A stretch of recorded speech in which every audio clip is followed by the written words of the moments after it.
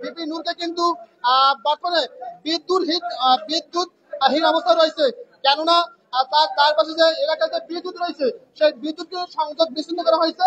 এই ভিপি নূরকে কিন্তু বর্তমানে অর্থাৎ তার পাশে যে পরিমাণ যে নিরাপত্তা প্রয়োজন সেই নিরাপত্তা কিন্তু ভিপি নূর এখানে নাই। আমরা আপনাদের দেখানোর চেষ্টা করতেছি, এখানে কিন্তু দেখানোর চেষ্টা করতেছি ভিপি নূর যিনি অবস্থান করতেছেন তার নেতা কর্মীদের নিয়ে, অর্থাৎ তার পাশে কিন্তু তার পাশে কিন্তু সাধারণ জনগণ রয়েছে। অর্থাৎ এখন আমরা তাদের সরাসরি তিনি এখানে এসেছেন এবং তার কি সমস্যা তিনি এখানে কেন যেতে পারতেছেন না। জি ভাই, আপনাকে স্বাগতম।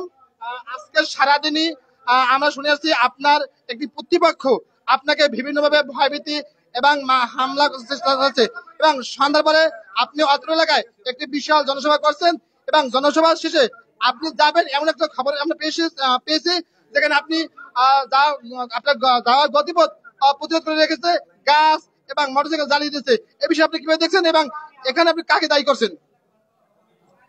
আপনাকে ধন্যবাদ।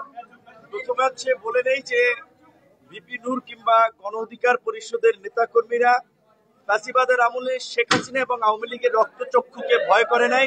কাজী এখন বাংলাদেশে এমন কোন কুতুব তৈরি হয় নাই যেই কুতুবকে গণ অধিকার পরিষদ এবং ভিপি নূর ভয় করবে। আমরা আজকে গলাচিপা উপজেলায় আমাদের যে গণসংযোগ পূর্ব নির্ধারিত কর্মসূচি, সেই কর্মসূচি আজকে ছিল আমাদের বাজারটার নাম কি নামাজ পড়লাম কোনটায়, কালারাজার পরে কোন বাজার, কালারাজা বাজারে আমাদের একটা অফিস উদ্বোধন ছিল। তার পরবর্তীতে আমরা কুমারখালী বাজারেও আমরা একটি নামাজের পরে পথসভা করেছি। সেখান থেকে আমাদের একজন নেতা যিনি মৃত্যুবরণ করেছে তার একটি স্মরণ সভা বকুলবাড়িয়ার পাতা বুনিয়া বাজারে আমাদের করার কথা, সেটা আমরা সম্পন্ন করেছি। আমাদের এই প্রোগ্রাম সম্পন্ন করতে প্রায় রাত্র 10টা বেজে যায়। 10টার পরবর্তীতে আমরা এই স্মরণ সভা শেষ করার শেষে শুনতে পাই যে এখানে এই পটুয়াখালী 3 আসনে বিএনপির মনোনয়ন প্রত্যাশী নেতা হাসান মামুনের সমর্থকরা আমাদের এই রাস্তায় গাছ ফেলে রাস্তা অবরোধ করেছে এবং আশপাশের তার অনুসারীদেরকে জড়ো করেছে। তারা রড, রামদা, চাপাতি হাতে গাছে উঠে বিল্ডিং এর থেকে গুলসি বা যেটা ছটকা বলে সেগুলো নিয়ে অবস্থান করছে।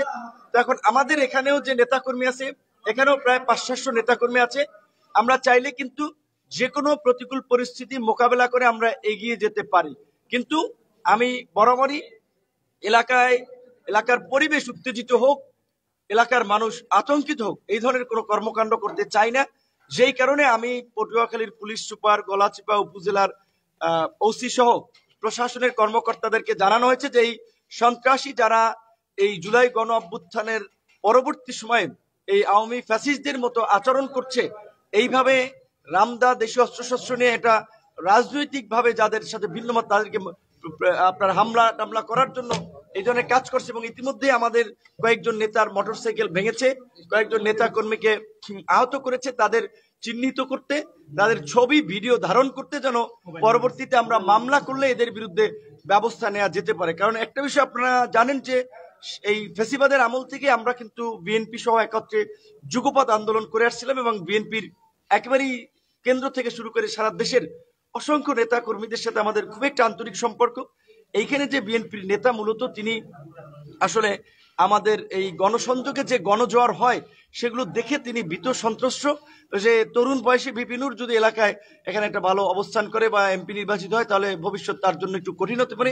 এই আশঙ্কা থেকে তিনি আমাদের নেতা কর্মীদের বিভিন্নভাবে হেনস্থা করছেন, হয়রানি করছেন, কোথাও কোথাও হামলা করেছেন। এটা ইতিমধ্যে বিএনপির স্থায়ী কমিটির সদস্য জনাব আমির খসরু মাহমুদ চৌধুরী সালাউদ্দিন সাহেবকে আমরা আগেও জানিয়েছি, আজকে বিকেলেও আমি এটা সালাউদ্দিন সাহেবকে জানিয়েছি।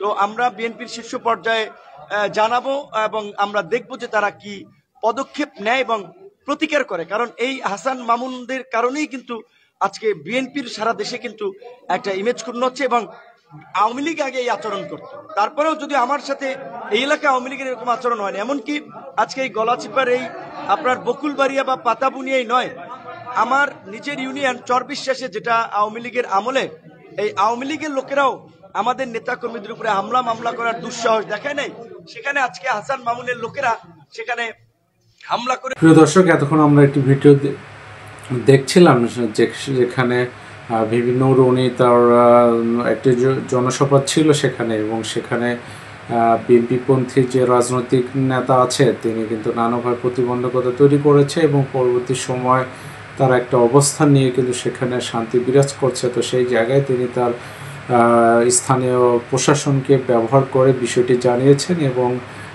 বিএনপির শীর্ষস্থানীয় নেতাদেরকে উনি বিষয়টি অবগত করেছেন। সেই জায়গায় আমরা বলবো এই জাতীয় আচরণ কিন্তু যে কোনো রাজনৈতিক দলকে প্রশ্নবিদ্ধ করার ক্ষেত্রে কিন্তু তাদের রাজনৈতিক দলগুলি কিন্তু দায়ী, এবং সেই জায়গায় বিভিন্ন বিষয়টি কিন্তু বেশ আলোচনা হচ্ছে।